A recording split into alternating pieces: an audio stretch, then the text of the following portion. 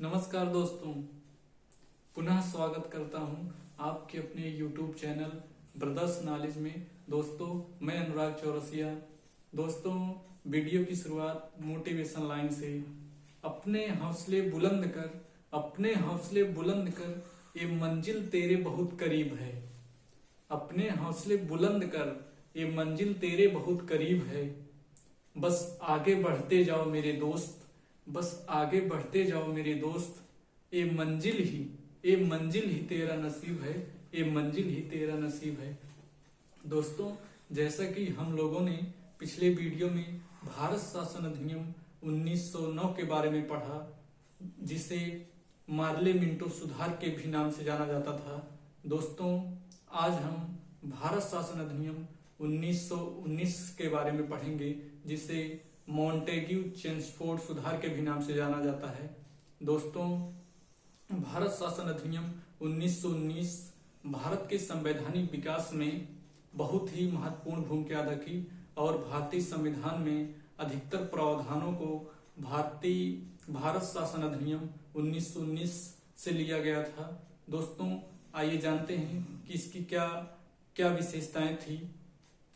दोस्तों, भारत शासन अधिनियम 1919 की जो महत्वपूर्ण विशेषता थी, पहली विशेषता कि इस अधिनियम का उद्देश्य जो था दोस्तों, भारत में उत्तरदायी सरकार की स्थापना करना था।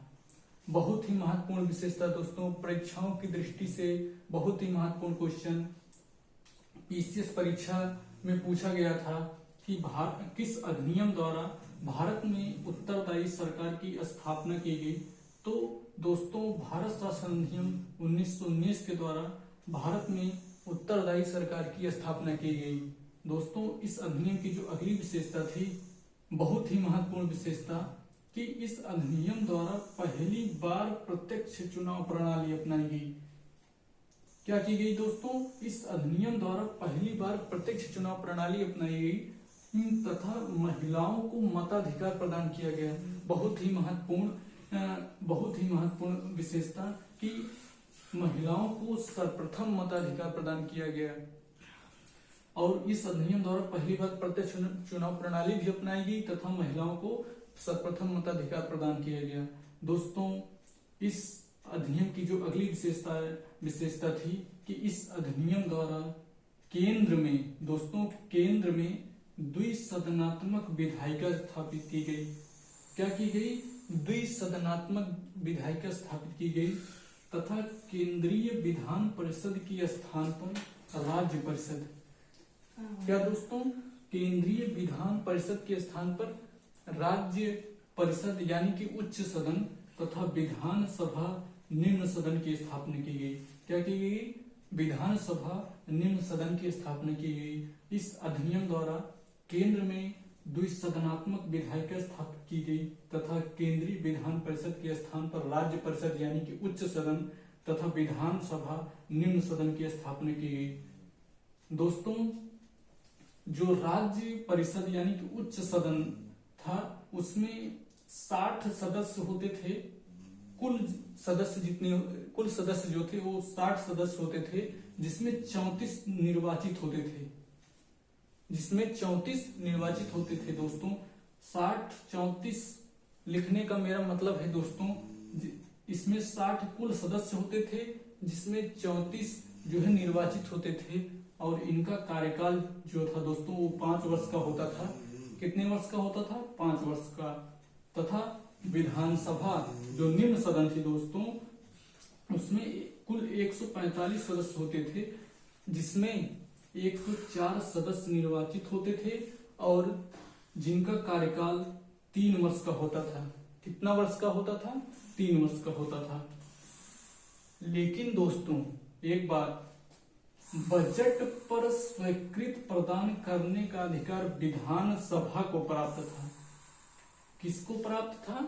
बजट पर स्वीकृत प्रदान करने का अधिकार विधानसभा को प्राप्त था, उच्च सदन को नहीं प्राप्त था। दोस्तों, केवल और केवल विधानसभा को प्राप्त था। बजट पर स्वीकृत प्रदान करने का अधिकार विधानसभा को प्राप्त था। दोस्तों, इस अधिनियम की जो बहुत ही महत्वपूर्ण विशेषता थी कि प्रांतों में द्वैध शासन की स्थापना की गई। क्या की गई? प्रांतों में डायरकी की स्थापना की गई तथा केंद्रीय और प्रांतीय विषयों को अलग कर दिया गया। क्या कर दिया गया दोस्तों? केंद्रीय और प्रांतीय विषयों को अलग कर दिया गया। दोस्तों, मैं आपको एक बात बताना चाहूंगा कि प्रांतीय विषयों को अलग कर दिया गया। प्रांतीय विषयों को अलग कर दिया गया, इसका मतलब है दोस्तों, प्रांतीय विषयों को दो भागों में बांटा गया। पहला था रिजर्व विषय, जिसे आरक्षित विषय के नाम से जाना जाता था, और दूसरा था दोस्तों हस्तांतरित विषय यानी ट्रांसफर सब्जेक्ट के नाम से जाना जाता था। दोस्तों, जो रिजर्व विषय थे या आरक्षित विषय थे, उन पर दोस्तों गवर्नर का शासन होता था। किसका शासन होता था? गवर्नर का शासन होता था तथा और जिसका गवर्नर का शासन होता था दोस्तों, तथा इस पर शासन वह उन मंत्रियों की सहायता से करता था जो विधान परिषद के प्रति उत्तरदायी नहीं थे। रिजर्व विषय पर जो शासन होता था, गवर्नर जनरल उन मंत्रियों की सहायता से करता था जो विधान परिषद के प्रति उत्तरदायी नहीं थे दोस्तों। लेकिन जो हस्तांतरित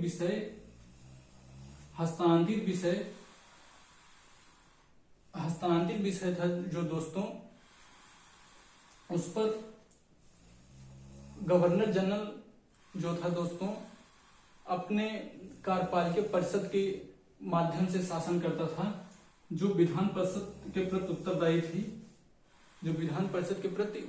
थी। सॉरी दोस्तों, मैं एक चीज गलत पढ़ा दिया दोस्तों। जो हस्तांतरित विषय होता था दोस्तों, उस पर गवर्नर जनरल जो शासन करता था, उन मंत्रियों की सहायता से शासन करता था जो विधान परिषद के प्रति उत्तरदायी होते थे। बल्कि जो रिजर्व विषय होते थे, गवर्नर अपनी कार्यपालिका परिषद की सहायता से कार्य करता था, उस पर शासन करता था, जो विधान परिषद के प्रति उत्तरदायी नहीं थे। मैं आपको बताना भूल गया दोस्तों, जो रिजर्व विषय था, गवर्नर जनरल अपनी कार्यपालिका परिषद के प्रति अपनी कार्यपालिका परिषद की सहायता से इस पर शासन करता था, जो विधान परिषद के प्रति उत्तरदायी नहीं होते थे। दोस्तों, इसी दोहरी व्यवस्था को द्वैध शासन के नाम से जाना गया। क्या जाना गया? इसी दोहरी व्यवस्था को द्वैध शासन के नाम से जाना गया, जिसमें रिजर्व विषय पर गवर्नर जनरल अपनी कार्यपालिका परिषद की सहायता से शासन करता था, और स्थानीय विषयों पर गवर्नर जनरल उन मंत्रियों की सहायता से शासन करता था जो विधान परिषद के प्रति उत्तरदायी थे। दोस्तों, इस अधिनियम की जो अगली विशेषता थी कि इस अधिनियम द्वारा भारत में एक लोक सेवा आयोग का गठन किया गया। क्या किया गया? बहुत ही महत्वपूर्ण, कि इस अधिनियम द्वारा भारत में एक लोक सेवा आयोग का गठन किया गया तथा भारत सचिव को, दोस्तों, जो इंग्लैंड में भारत सचिव होते थे, उनको भारत में महालेखा की नियुक्ति का अधिकार दिया गया। क्या दिया गया? उनको महालेखा परीक्षक की नियुक्ति का अधिकार दिया गया।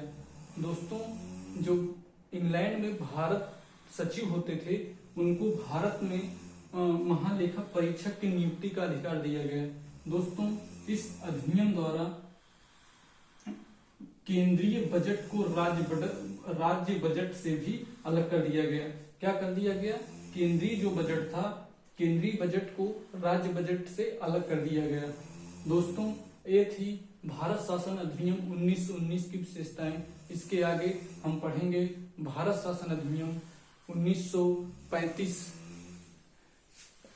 उसके बारे में पढ़ेंगे। दोस्तों,